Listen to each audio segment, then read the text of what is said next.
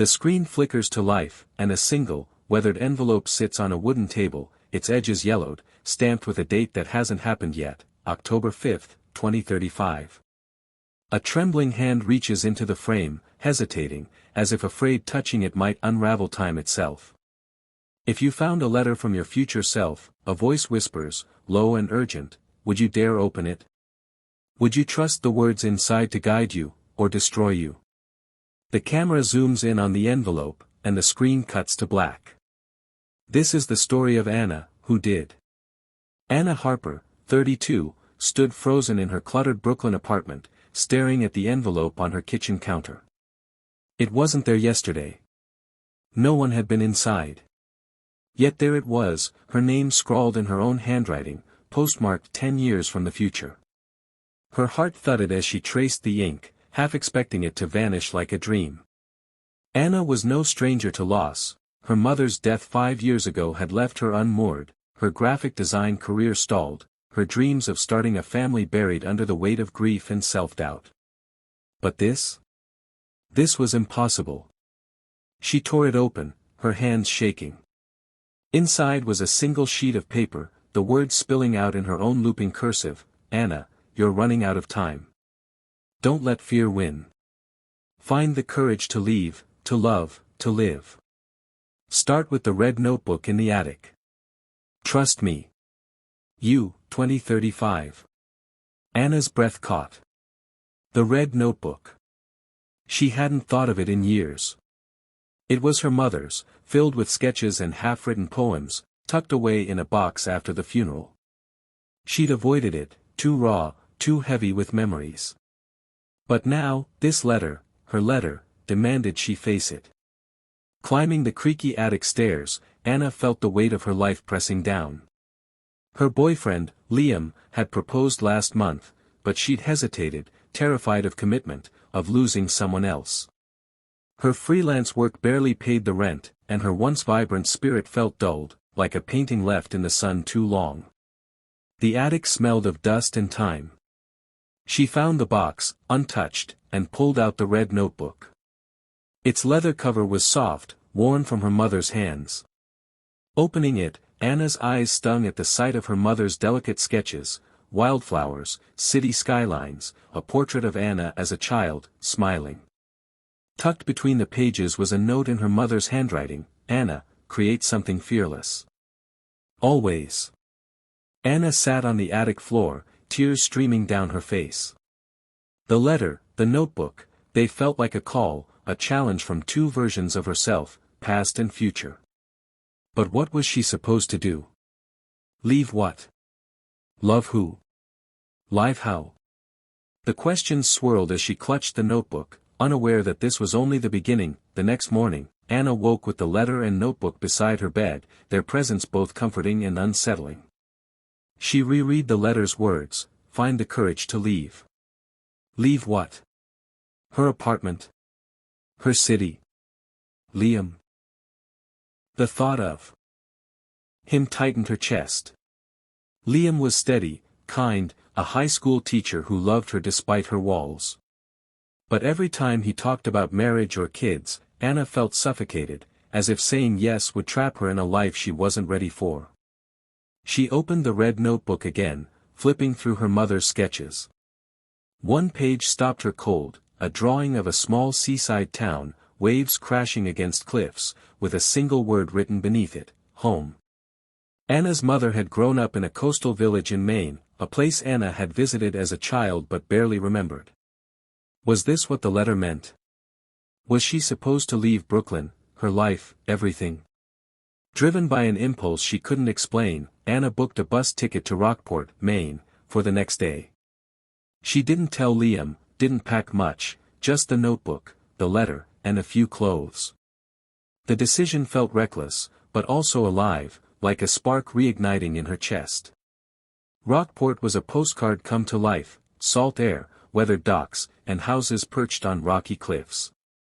Anna checked into a small inn, her savings dwindling, and wandered the town with the notebook in hand.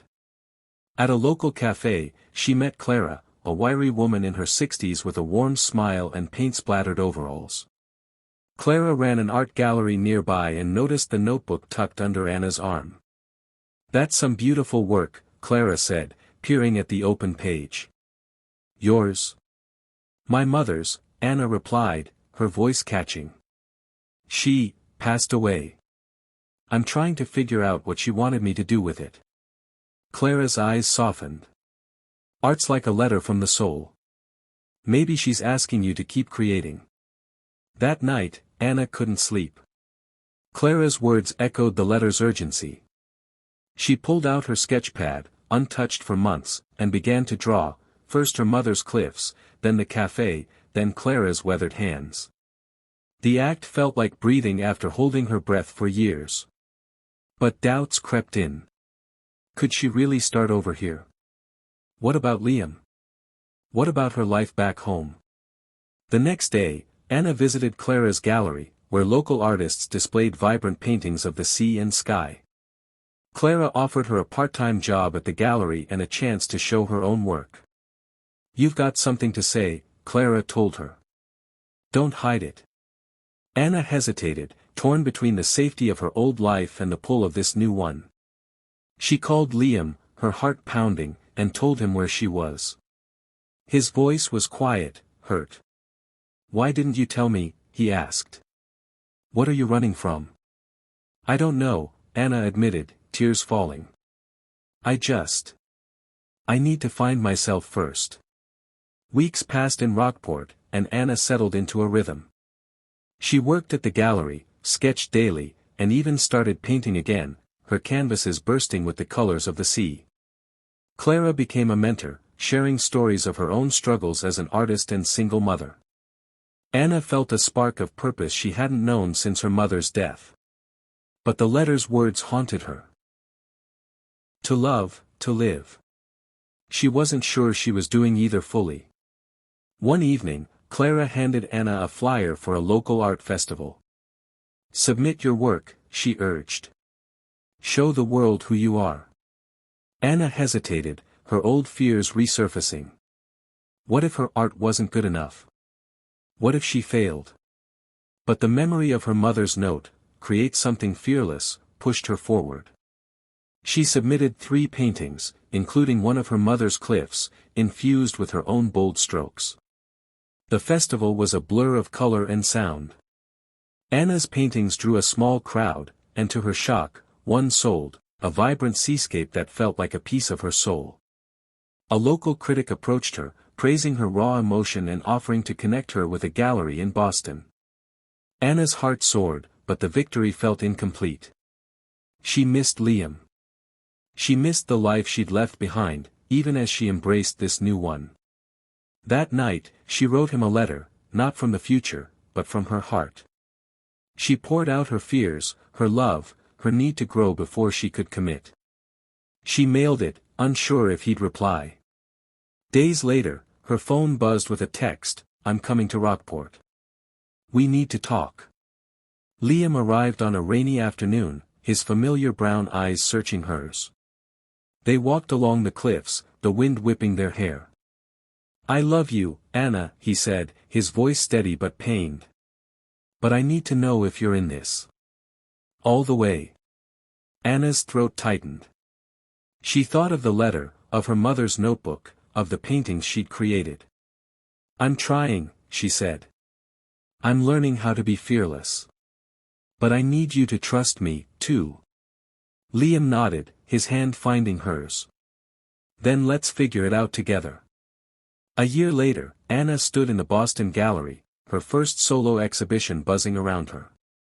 Her paintings lined the walls, seascapes, portraits, and abstracts, all woven with the threads of her mother's legacy and her own rediscovered courage. Liam was there, his smile proud, their engagement ring glinting on her finger. They'd moved to Rockport together, finding a balance between her art and his teaching, their love stronger for the challenges they'd faced. The red notebook sat on a pedestal in the gallery, open to her mother's sketch of the cliffs, now paired with Anna's painting of the same view. Visitors lingered, drawn to the story of a daughter honoring her mother's dreams while forging her own. Clara, now a close friend, squeezed Anna's shoulder. As the exhibition closed, Anna found a quiet moment to reread the letter from 2035. Its words felt less like a mystery now and more like a promise she'd kept. She didn't know how it had reached her, or if it truly came from her future self. But it had been a spark, a guide, a reminder that courage was a choice she could make every day. Did it, she whispered. You lived.